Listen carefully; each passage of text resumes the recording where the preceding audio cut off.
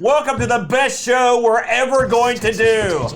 My name is Amigo Aaron. Today I'm joined by my partner, the man about town. Woo! Give it up for the BRENT. Yeah. Yes, brother, that's right. You know, Aaron. Yes, sir. What are we talking about today? Oh, my God. We spun the wheel, and we made a crazy deal, my friend. And this time out, BRENT, it's BAM. The Games of South Africa. Yes. South Africa, BRENT. I believe you nominated this particular category. I did. You know why, Explain Aaron? yourself. I don't know why. Every once in a while, right, I fall down the gaming rabbit hole. Yeah. And I started thinking, man, what are some countries that do gaming, you know, that are out there and really professional and really well known? You get your Japans. Yeah. You've got your Englands, you've got the United States. Yeah. I was like, what out there is underrepresented? Right. South Africa is number one with a bullet. It's underrepresented. Now, why is that? Like, how did you find out that they even had a gaming scene? I had no idea. I just came across an article and read about it. And there are so few companies in South Africa making games that we could literally list them all. We're not going to, but there are only a half dozen that are professionally making games in South Africa. And I'm going to talk about the one I picked during my segment.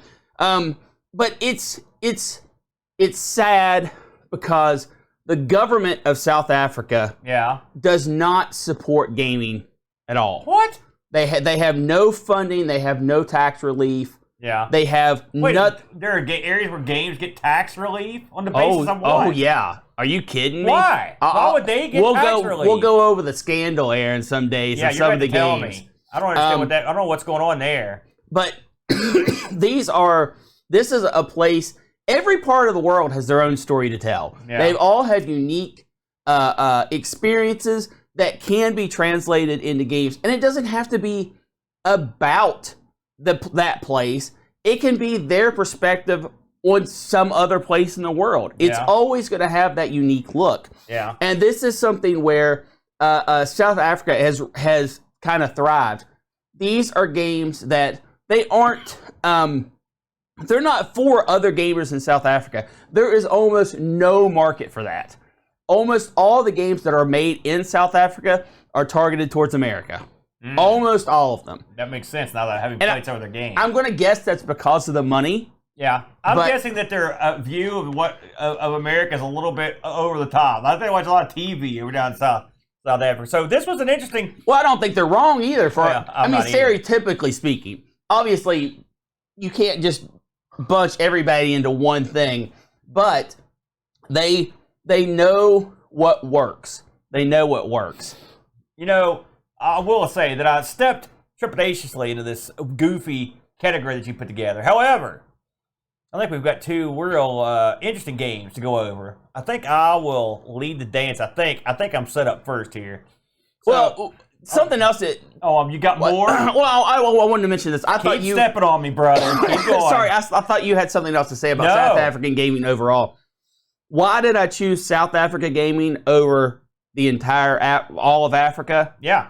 There is no gaming except South Africa. Well, there you go. It is where everything is happening. There you go. Thank you. Thank you for that update. Now, with all that said, I looked over the, let's say, handful of games that I found that were available. It's a smaller list. It's a very smaller list. I'd say there was probably less than 20 games on the list that I could find. Now, there are tons of games that are like, if there features South Africa. Oh, yeah, but that's not what we're doing here. Jungle Combat, but this is one. So I ended up going with something I never heard of. It's the usual suspects, Brent. Let's look at a game I found called TOXIC BUNNY. Yeah. It's toxic. Don't you know that it's toxic? TOXIC BUNNY was developed by an outfit called Celestial Games, which I like. That sounds good. They're well known for TOXIC BUNNY. By that I mean not known. They're known for TOXIC BUNNY, TOXIC BUNNY HD. That is all. Yeah. No, that's very common. That's very common. I will say, I looked at their ancient website, and it bills a game called Battle Arena Drones. It's going to be huge. And they also plug this gimmick where, like, you'll be able to hook up to the internet and update your games via the internet. A brilliant concept, well ahead of its time. Yes. TOXIC BUNNY, published by Vision Software, who published several things from South Africa. They actually published tons of stuff. Get this publishing setup here. They did the 7th Legion, which was a game that was from South Africa. Okay. I saw that amongst the things. They did Roadkill. They did a couple ALF games. They did Woody's World. Remember that? Zombie Apocalypse, Fast Food. That's another one that me and Bo did. Overkill, Cybernetics. A lot of stuff on the Amiga there. And this particular title came out on the venerable DOS platform in November of '96. Yes. So this was a late DOS game. Yeah. And I was lucky and fortunate this is part of the ExoDOS package, so it made it easier for me to play. This is also, you can check this on archive.org. I could never get archive to work. I had to go elsewhere. It's there. Just to get into Vision Software, the publisher, so this is an interesting international flavor here, Brent. They were based in New Zealand, which is interesting. And they were also tight with Acid Software. We've covered Acid on here before. They made a bunch of games for the Amiga, as I mentioned, and their most successful title was TOXIC BUNNY. So this is the best thing they ever did. I will say TOXIC BUNNY HD was released many years later and was a just a Steam upgrade to the original TOXIC BUNNY. Yeah, you can actually get TOXIC BUNNY on Steam right now. So let's get into what this TOXIC BUNNY game is, Brent. And your guess is as good as mine on a lot of this, because I will say... You didn't watch the story? I did watch it. Okay. I'm going to get into it. But there's not a ton of stuff on TOXIC BUNNY, if I'm honest. And there's not a lot of backstory to it. And so we're just going to take it at face value. The story opens in a pastoral setting with a couple of some forest bunnies that get violently mushed. Basically rolled over. So TOXIC BUNNY gets jacked up, and it's pretty gory. I mean, it's not super gory, but it's kind of gory. Yeah. As they show what's happened, it's all in wacky, stylized. TOXIC BUNNY reminds me, if you're a Bloom County fan, he sort of reminds me of Bill the Cat. Absolutely does. You know, and the art style in this is sort of that I don't know, Ren and Stimpy-ish type thing. And so your goal in this is to go find the people that ran over you and jacked you up and get your revenge. Jack them up. So what this game is, this is a complicated game, but for a platformer. You play the bunny, and you go through the game, which takes place on, as far as I can tell, and I can only tell you about the parts I got to. It takes place through sort of like various chores you do on an enormous stage. The map is gargantuan. Yeah. And as the bunny, you've got the ability to do sort of what you would call the old Sonic the Hedgehog sprint if you tap forward twice. He also throws these little boxes, and you could also augment that with some other weaponry as you go down the line. The enemies in this look like they're sort of irradiated. I think they are. There's radiation stuff everywhere. So you get like weird-looking spiders and worms and weird-looking ducks and stuff in this. And this is one of those games, it's all about this guy's attitude in your face. This is a game of its era, sorta. A lot of people would, in fact someone just did, would compare this to sort of like a Jazz Jackrabbit. It's not that. Jack's Jackrabbit is more of a conventional Rambo type character. This bunny's nuts. I mean, he's all jacked up. And so he'll go around and just run as fast as he can. And this is another game where there's tons and tons of pickups. You don't know what you're picking up. It's all kinds. Sometimes you get an extra life. Sometimes it's just money to spend in the store, which we'll get to. But a lot of the times, you're just picking up random crap. There are little missions that are sprinkled into the game, okay? And the little missions, for example, the very first thing you're going to come across is a boat anchor. And the game gives you the choice. Do you want to pick this boat anchor up? Now, there are a couple of things that stop the flow of this game, which I'll get to here in a minute. But that was one of the first things you come across. If you pick up the boat anchor, it's like you don't want to carry this thing around too long. And you get the boat anchor because there's a section on the same level, part of the level, where you go over and drop it on a guy. Yeah. And then you can pick up a machine gun. Little stuff like that. There's a little arrow that floats around the screen, a la Crazy Taxi, that tells you where to go. Yeah. and the little arrow will sometimes, like, you have access to the whole level. And so you can actually just skip right past where the arrow wants to go. Well, you don't want to do that. But you can. You can do it if you want to. But the arrow is sending you to go do a certain thing. Yes. Maybe you have to fight a certain creature or gather a certain thing or do something like that. Amongst the many things you will pick up are potions. Okay, the potions will do different stuff. Sometimes they'll make you faster, give you bigger hit points, do weird stuff to you. And you can even mix the potions up. When you start the game, you're carrying around this thing that's basically like I think it's called an ethereal button or whatever. And when you push it, it basically teleports you to a store. So what that means is you've always got the ability to go to the store. And then the coins you've got, you can buy different potions mostly. Or you could also pay to mix the potions to get some kind of weird results. I mixed some, and just, I don't know if the things I mixed were just other potions that were there or special. I don't have any way of knowing. Well, the potion mixing can give you more augmented things like a higher jump, that kind of thing. This game is frantic. I will say that. Yeah. And I'm going to ask you, how did you play this? Did you use the keyboard or the joystick? Keyboard. I did too. Yeah. What did you think of that control setup? Because I didn't think it was the best. Now, it'll let you redefine your keys, but I didn't have much trouble with the keys, except for there were just a lot of keys. I was surprised how much stuff, because you have to jump, you have to run, and you also have to use your weapon. And when you're doing that on the keyboard and moving, you got a lot of action going. What do you think about the controls on this? Well, I mean, the actual physical controls I thought were okay. Yeah. It does let you redefine all of your keys, which I did immediately. I didn't even try the defaults. Yeah. Because this way I knew where everything was and I knew what the game expected. I played with the defaults, but I did eventually. Yeah, I did actually do it. But it's a lot of typical fare. Up and down, look up and down. There's no jump or duck.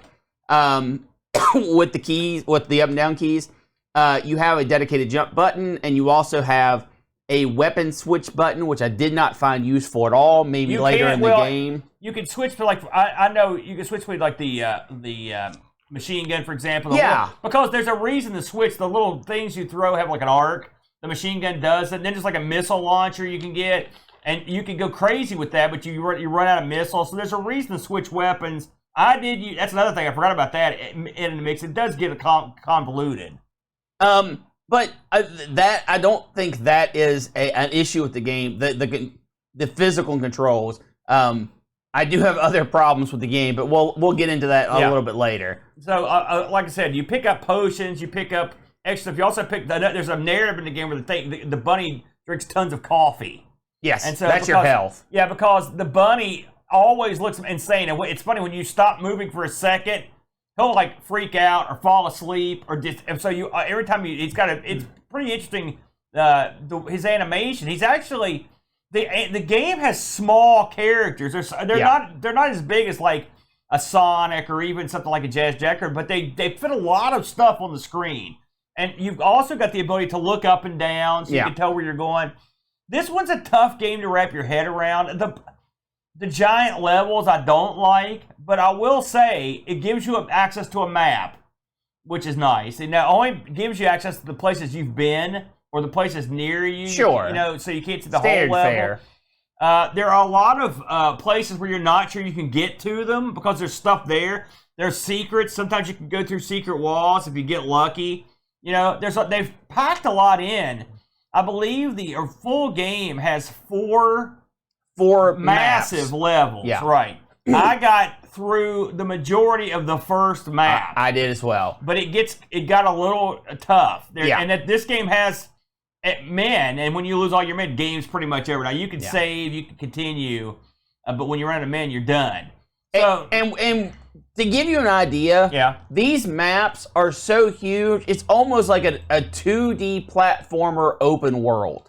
I'm trying to think what I could equate it to, and the thing is, they're huge, and since everything's smaller, they're double huge. Yeah. You know what I'm saying? So what did you think about that as a gameplay element, having to go around one giant map? I mean, are you into that, or would you like to be split up?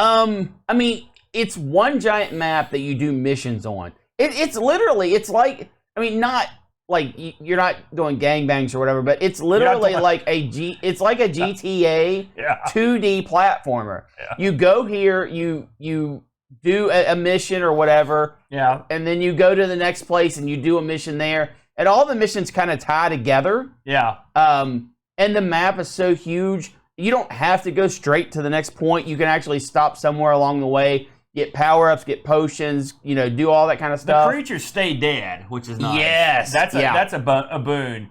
It's an unusual game. It plays fast. I was fixing to kill this game, by the way, because when I loaded it up, it just looks so in your face attitude. I mean, it is. Yeah. It's in your face, and they're not playing it to be like cool. They thought they were, but they weren't playing it to be like a sarcastic version of that. This was the game. It was 1996.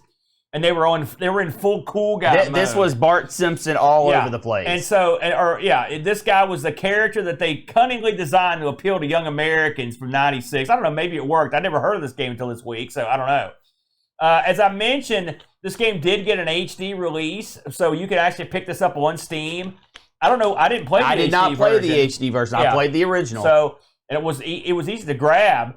So, but your mileage may vary. It's funny, in terms of reviews, I looked up the reviews on this. I only found one on Moby from Power Unlimited, which is the kind of magazine you'd want to review a game like this. It gave it 6.1 out of 10. I can see where someone would hate this game. Yeah. All right?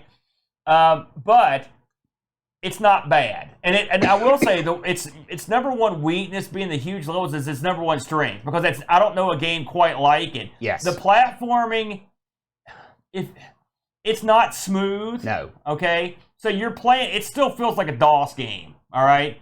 It feels like all those DOS games feel. They're not smooth. There's not a million frames of animation, but it's playable because it compensates for the fact that it's not smooth. I didn't have any trouble getting around. And that quad jump. This is one of the few games where the super speed actually helps. Means something, because you get to where you want to get to faster. Not just that. It's like you have to use it to get to higher levels. Yeah. And they give you, the one thing about having a huge map, they give you lots of real estate to operate. Yeah. And so you can take that long run up and jump off. There's little areas where they make like ramps. So they knew what they were doing. The level design's actually quite clever. I mean, especially, I thought it was, because the little submissions, you have to go to different parts. There's only well, I like that. But okay. Is it my turn to give my mental dump on this? Let's see if you hate it more than Power Unlimited. I don't think this is a bad game. Oh. But it has a lot of bad elements that stop it from being fun.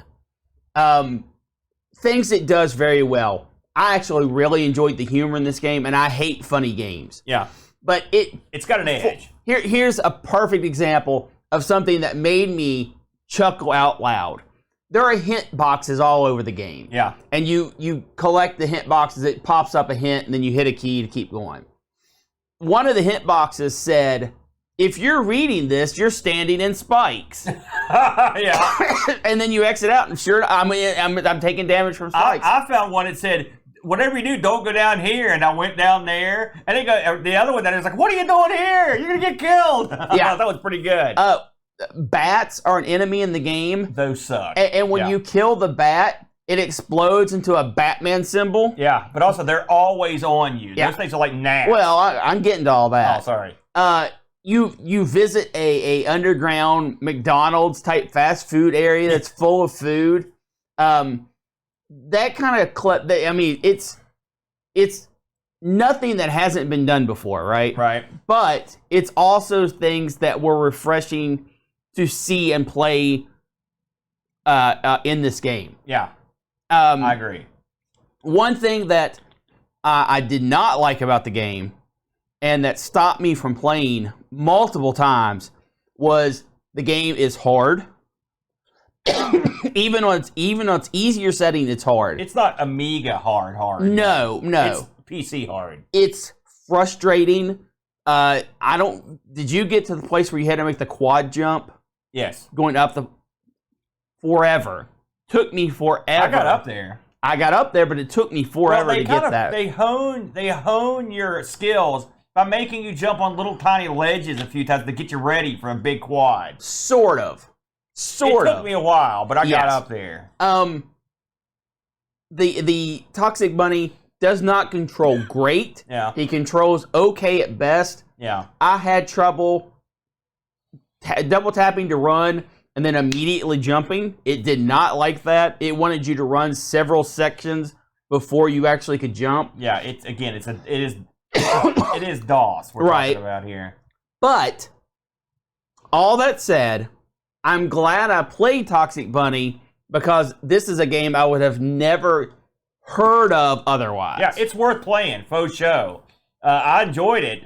There are some people. I mean, listen, it's got the guitar backdrop music. Yeah. I mean, and the loop's okay, but I mean, it fits the game. That's for sure. And the fact that the uniqueness of the overall scope of the game. Both these games have a unique take on a pretty much well-established genre. Both the games we're doing today, and maybe that's part of the reason they're from South Africa. They just look at stuff a little bit differently. Because I wouldn't say this is a European platformer at all. Absolutely not. It's got elements of what a European platformer has. It's definitely its own thing. Yeah. So, but overall, I sort of enjoyed it. We did get a couple Discord reviews, Brent. So first out of the gate, it's our own good buddy, the Flaxter, Jack Flack. He played this game. He said, "Toxic Bunny. PC games are always better when they try to do something original versus trying to copy things done better on other platforms. For example, early arcade ports on the PC were pretty terrible, but strategy and RPG games, things that arcade games couldn't do, were more suited to the platform. Toxic Bunny is a little Sonic the Hedgehog, a little Earthworm Jim, and a little Jazzy Jackrabbit, and it isn't as good as any of those games. Look, rabbits are known for one thing, it's hopping. So if you're going to make a game starring a rabbit, you got to make sure the jumping is easy to control. I didn't think it was terrible. I just didn't want to. I just don't want to play more than any of those games I mentioned. Those PC platform games were meant to tell us PCs could play platform games too, but just ended up reminding us they weren't as good as platform games on consoles. At least it looks good. So, sort of a burial. He's not. I mean, I can't say none of that's wrong though. Yeah, I can't say that it's wrong. I sort of agree with him on that. But, I mean, listen. I picked this game because the pickings were slim. No, you picked it because it had Bunny in the title. No. It actually wasn't my first choice either. But ultimately, I ended up liking the game. And I played this more than I thought I would, which was not much. I enjoyed it. I think it's unique enough. I mean, again, in the HD version, if they've tweaked the controls, stuff that may be worth trying out. If the controls are tighter, that would help tremendously. It really, really would. But I don't know. I did not see this on the old eBay, my friend. So I mean, you can buy it on Steam. There's no reason to eBay. So there you go. If you want this, you're probably got to pay the real deal on that. But yeah, that's the game. I thought it was a pretty decent game. All things considered, I had a good time with it. Now, with all that said, we picked two entirely different games, and yet we didn't. And these are both from South Africa. Now, I'm guessing, Brent. Yes. When you made this category, correct, that this game you picked, it is not. This had to have been in your mind. You had to have a ringer that you picked this for. No, I honestly didn't. I did not realize this game was made in South Africa until this episode. I will say before you begin, I had heard the name of this game. Yes. That is all. I had no preconceived notions. I had no idea what it was or where it was from. But I had heard it whispered on the Wednesday time. I think maybe the guys on Pixel Gate had mentioned it because they talked about newer stuff. But I had not played this. So tell the folks what you got into this week. We are going to take a look at Broforce. Broforce. Now, Broforce is made by Free Lives Limited, and that company is headed by Evan Greenwood. All right. And I want to go into Evan Greenwood real quick. I looked up more on Evan Greenwood, who runs the company, than I did anything else. Okay. About the game or about the company. This guy must be super interesting then. He is. All right. He's a little bit introverted. Yeah. And he really he is either putting on a great act, and I don't think that's the case, or he really wants to do good in the world. And he talked about going through and making this game. At first, they had no intentions of making this game. It was literally just something to pass between a few buddies and laugh at, right? Yeah. And a couple of his buddies said, listen, this has legs. you need to do something with this, right? And he said, I don't know. And it evolved. First of all, one of the first things he did is called his lawyer and said, listen, how sued am I going to get for this? And his lawyer said, you're going to get super sued continuously. But those type of cases take a long time, so I think you'll be okay. So he was like, all right, I'm on board. I'm doing it. He took this to conventions, right, and put it in and saw the reaction on kids' faces playing Broforce, right, and saw that they were having such a good time. This is a 1 to 4 player game. You can play with the 4 people at the same time. I would love to play with more people. I will say that. And he said that even though people were dying and they were struggling, the entire time they were laughing, they were high-fiving each other, which is a big thing in the multiplayer game, and they were having a good time. And he saw that it wasn't just kids playing with kids, right? And it wasn't just black kids playing with white girls or anything like that. It was everyone was just playing with each other, and it didn't matter. And that actually struck at him, right? That actually got him right in the heart. It's like a melting pot there. And right, exactly. And he said that what pushed him over the edge was he got a letter from someone who was 7 years old, and their father played the game together. And every day before the 7-year-old would go to school, and you're 7, school is kind of scary. You know, some kids really clicked with it. This kid didn't, right? Yeah. So it was scary. School is kind of scary. And I agree with that. The 7-year-old and his father would high five right before the kid went to school, and they would say Broforce, and the kid would go to school, and that little bit of push, right? That little bit of connection with his dad that said, "Hey kid, it's okay. Go out there, do your best." That kind of thing. It touched him, because it made that kid's life a little bit better. His game, his creation, made that kid's life a little bit better. How old was this kid? 7. That seems awful young to be playing a game as excessively violent. Well, he actually talks about that. Okay. He talks about that. He said it's over the top parody. Yeah. And it is not something he would normally give to someone of that age, but yeah. It was, I mean, his parents said it was okay. Some kids are super fine in that kind of crap. And it's all 8-bit pixel graphics. So it's still pretty violent, man, with blood smears, people running around on fire. I mean, well, what game isn't? I mean, what run and gun isn't? So let's talk about Free Lives for just a moment. Free Lives, his company, started April 2012. They have done a few games. Broforce, by far their most successful game. So much so that coming soon, Broforce is getting a sequel. Oh, man. Broforce Forever. Okay. So watch for that. They also have done Gorn, which is a VR game. Does it feature the Gorn from the Star Trek episode? I do not know. Kirk. Remember that guy? But they have a few phone games. They have a few Linux games. This is a company that it goes through a multitude of platforms, and it goes through a multitude of styles of games. So they really stretch it out there. Yeah. Good for them for that. Yeah. So let's talk a little bit about Broforce proper. Yeah. Broforce is a side-scrolling run-and-gun game, okay? And there's 2 main ways to play. You can play in a campaign mode, or you can play in a arcade mode. The campaign mode basically adds a map, as a super loose story. That's how I played, by the way. Right. And you go out there and you are these famous Broforce people. Yeah. For example, you've got Rambro. Yeah. B.A. Baracus Bro. Yeah. You've got Bro Hard. You've got Bro Cop. See that one.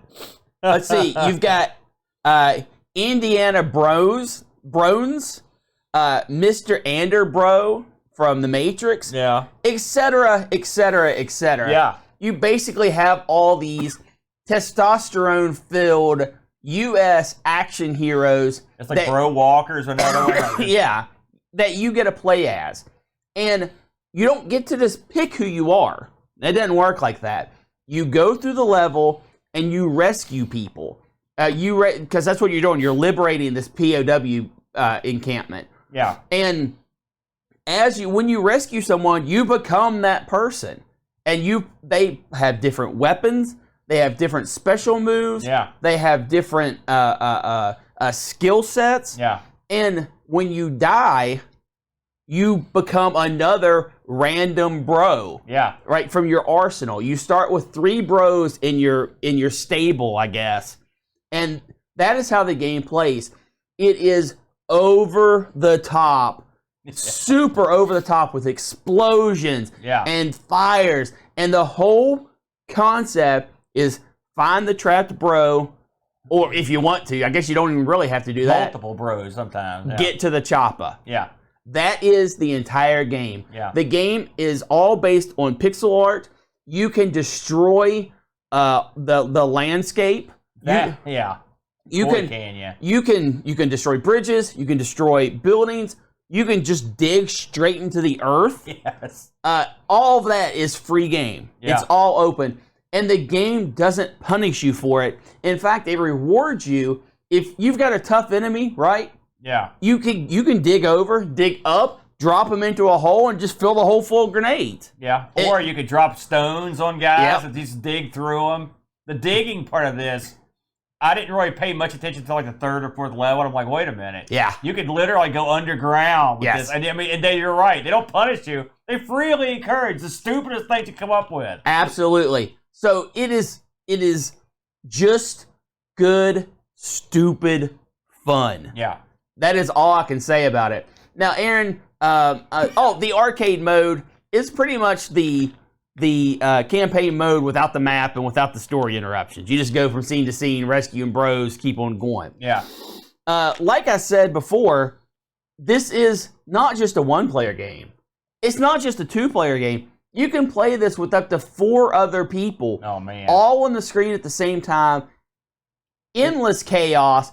And if your bro goes down, you can go and help him up. If things are getting real hectic, you can go high-five your bro. Yeah. And it slows down time. It lets everyone kind of get recombobulated. Yeah.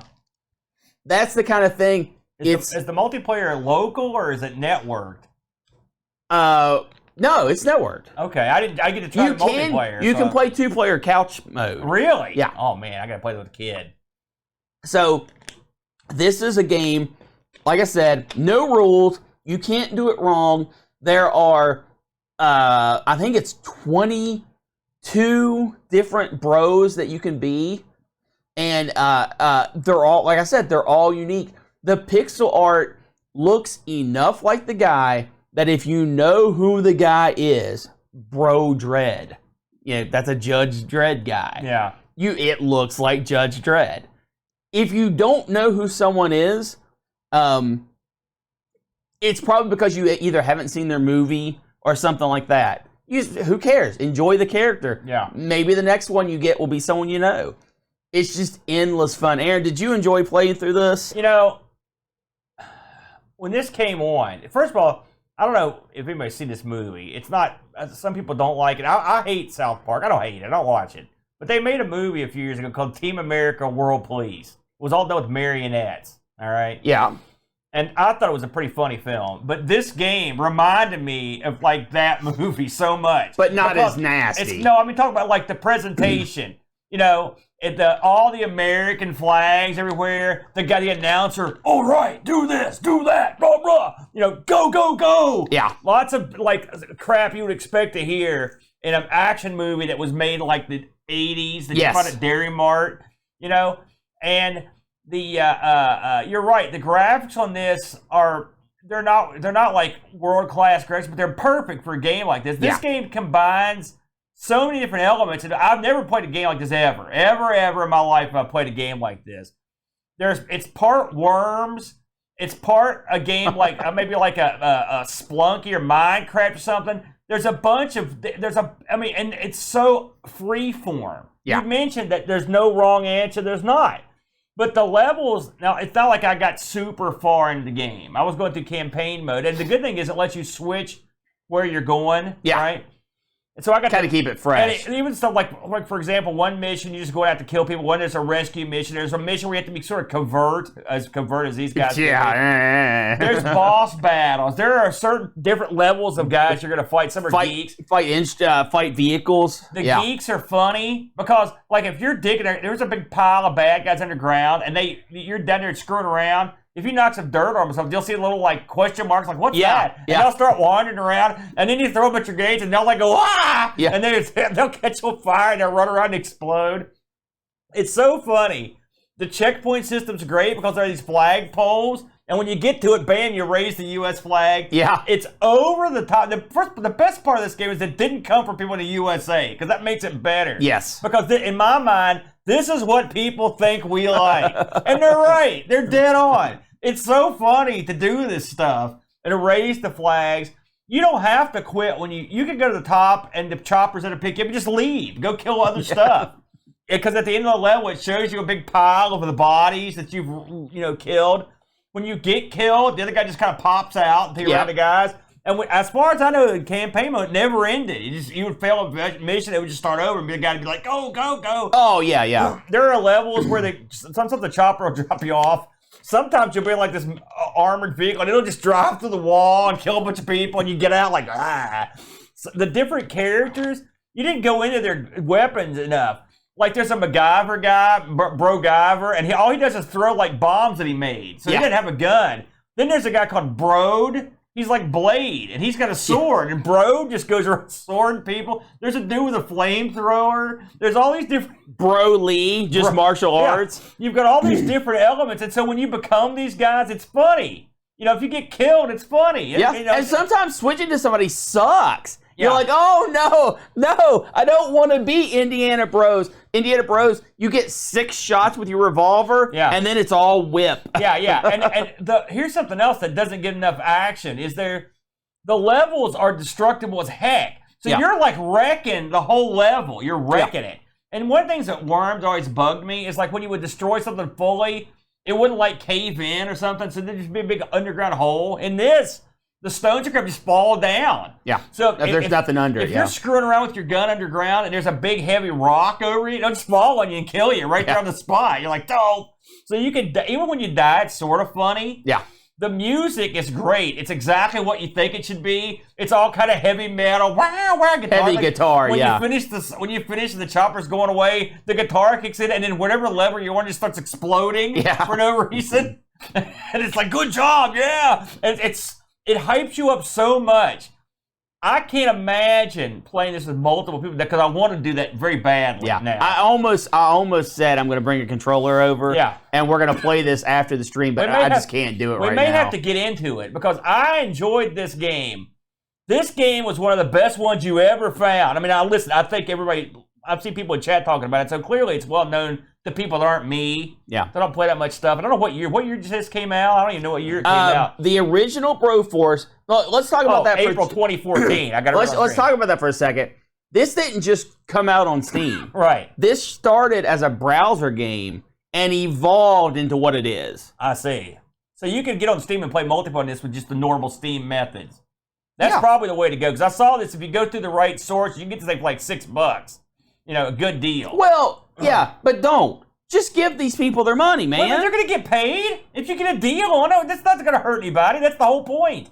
I fully endorse the game. Great game, great game. The graphics, like when the guys go up down the ladder, they don't even move. No, it looks so stupid, but it's stupid. That's the whole point of the game.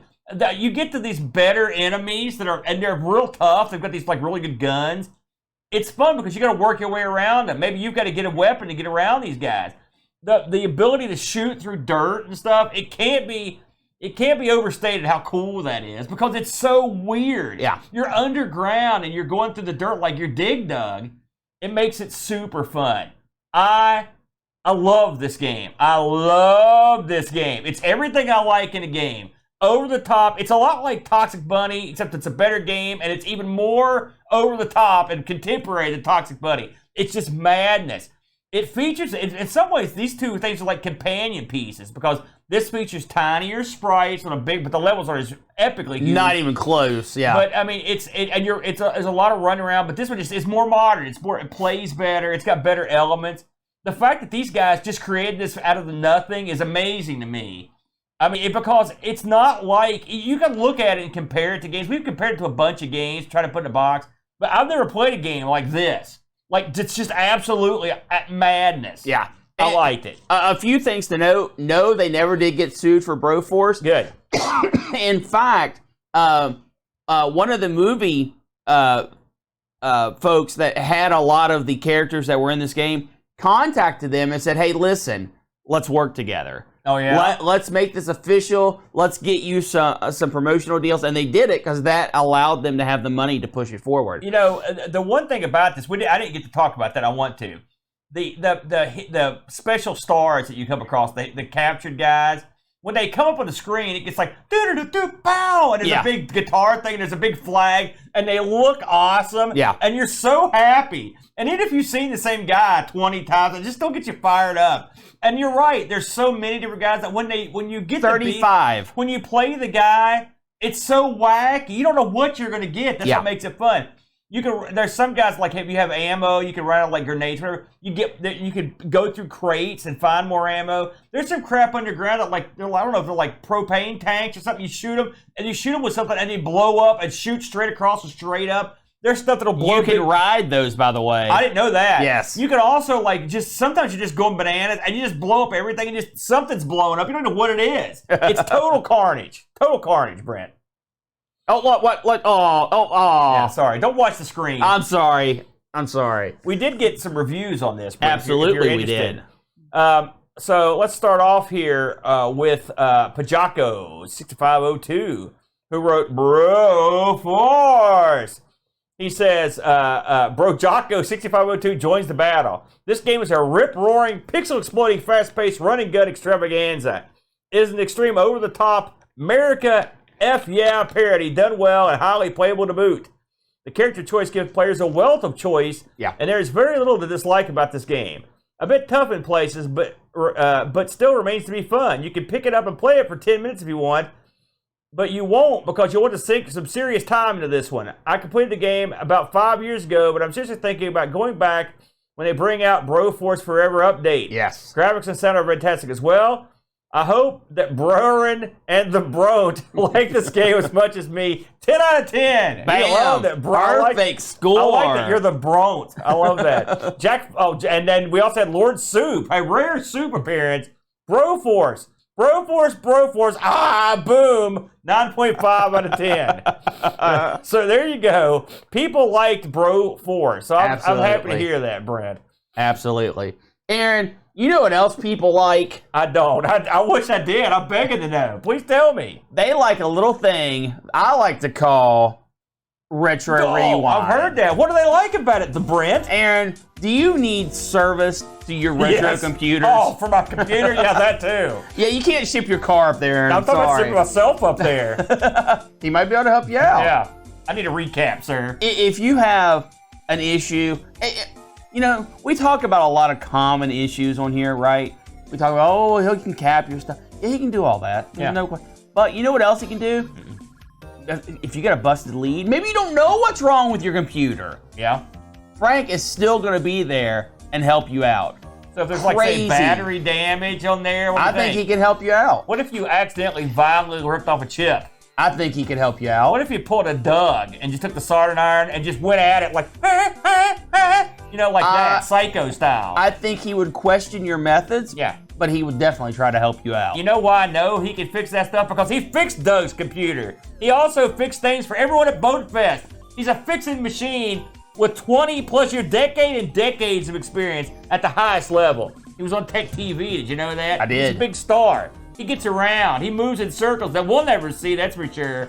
If you need some sweet action on your computer, it's RetroRewind.ca. If you need top shelf parts, it's RetroRewind.ca. If you want to order flash cards, if you want to order SD solutions, if you need Kickstart ROMs, if you need workbenches, all that jive, it goes down at RetroRewind.ca.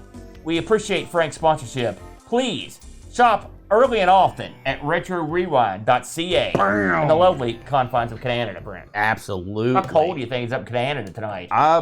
Probably. I don't know. I haven't looked at the jet stream for up there. So what's new on the wheel this week, to Brent? Aaron, we have a little thing. First of all, Nintendo 64. That's our Retro Rewind piece. Yeah.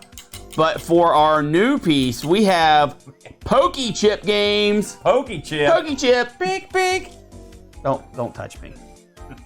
Spin the wheel. Make the deal. We're not that Broforce. Come on, man. Come on, bro. Oh, look at that. It's right up in your face. 3D House of Wheel. What'd you get there? We have... It looks like you rolled it. Did you roll it? Pokey Chip games. What did you just do? Pokey Chip games, Why did baby. you spin the wheel? That looks shady. I saw it, folks. It was Pokey Chip games. Yeah, but you took the wheel, you spun it around for you watching, and he spun it, and then he was like, and he hit it with his body. It was Pokey Chip games. So tell the people what that means, because I don't think you know. We're going to play games from the Amiga that use the Pokey Chip. No, the Amiga. Not the Amiga, sorry. Try again. See, this is why I asked, to humiliate you. Mission accomplished. The Pokey Chip. It's the chip on an Atari, for example. You got tons of Pokey Chip action. Don't worry, folks. I'll school him up before next week. Dumb as a sack of hammers. So, any final... Oh, we do want to push something. I just remembered that, Brent. Well, not me, dummy. Oh, sorry. You know what's coming up in nary a month, my friend? Do you mean on February 18th, 2023, what is coming up? The very same. Bam. Yes. It's the Amigathon, Brent, for 2023, brother. Oh, 2023. Sorry, I'm trying to read it. It just hurts my eyes. That's not my fault. Oh. Eat more carrots, brother, like the Toxic Bunny. Listen, we're going to be going 12 straight hours of nothing but straight up Amiga goodness. All the Pokey Chip you can handle, brother. 12 straight hours of nothing. Now listen, we're going to be having a good time, and we're going to be raising money, Brent, for the Children's Miracle Network, our charity of choice. Yes. And thanks to all the listeners and watchers of the show, we've raised over 10,000 buckaroos in this bad boy over the years. And by God, we're going for it again this year. It's Amigathon.com. You can go there right now and donate, and we'll read your name. We'll take care of you on the show, give you props, give you kudos. Plus, it makes you feel better inside. Anyway, check us out. That's Amigathon, February 18th, 2023. We're going to be down in Boat's basement. It's an all-day party fest, nothing but Amiga. You know, why don't we have it in my basement where we can swim more? I was going to say we need to get an actual boat for Boat to set in. That's all we got, folks. Next week, we're going to be back in action. It'll be Sunday, as always, 10 a.m. 10 a.m., that's right. And we'll be looking at Pokey games once I school Brent. You can be sure there's going to be a beginning learning segment before that show starts. Until next week, everyone, stay off the toxic waste. And America. Thanks for joining us today. We really hope you enjoyed the show. A special thank you to Ducking Styles for our vector style graphics and Parkbit for our amazing music. If you'd like to help keep ARG spinning, you can do so at patreon.com/ARGpresents. Just like these fine folks. Briarlet 17, Laron Garut, Templar Mar, Z9K9, Jerry Dennington, John Dykeman, Retroalgy, Air Shack, Texas Foosballer, Sundown, Go Raw, Super Tech Boy, David Terrence, Mr. Bean, Roushie, Graham, W. Vetke, Dave Velociraptor, Bernhardt Lucas, Steve Rasmussen, Anthony Jarvis, Bitterblitter, Jocko 6502, Kevin Bean, Andy Jones, Andy Craig, Chris Munch, Black O'Hara, Jason Warnes, Missiyama, Chris Foles, Frodo Edel, The Slow, Richard Smith, Norris, Terry Howard, Olaf Hope, and Rolo. They all have access to our Discord channel, their name called out in the credits, and visualized in the ending scene. Have an idea for a wheel piece? You can send it to us at argpresents@mail.com.